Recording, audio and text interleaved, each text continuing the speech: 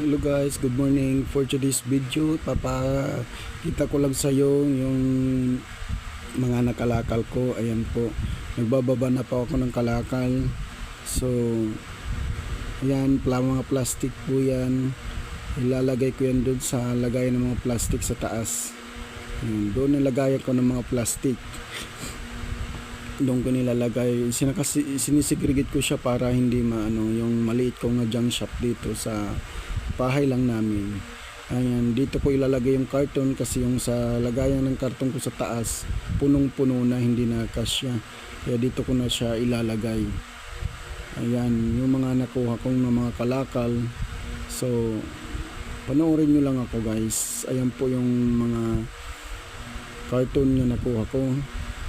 Kailangan lang natin sipag kasi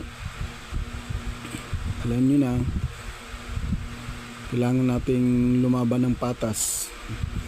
Ayan guys, mahirap man ng pamumuhay ngayon pero sinisikap natin na magkaroon ng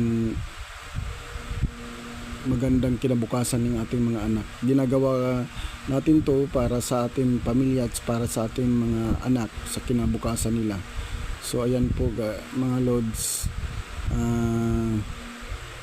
yan o, kinuha ko na po yung mga bakal yan na pinick up ko rin doon, kasama na yan po doon sa yan mga bakal ko na pinick up doon sa kalakal.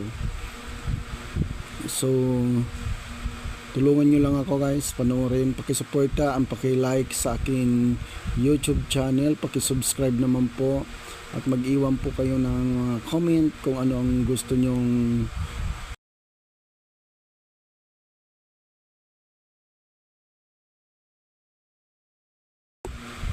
yan po guys, kung anong paki-comment lang po kung anong mga videos pa na iyong mapapanood about sa pagja-junk shop ko. Ayan po yung mga baklasing ko po yan. Dito ang istakan ko ng karton. Ayan punong-puno na yan. Tapos dito ang mga lagayan ng mga plastic ko.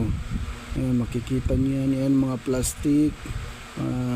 Kung ano-ano yan dyan ang mga lagayan ko ng mga plastic. Maraming salamat po. Don't forget to subscribe.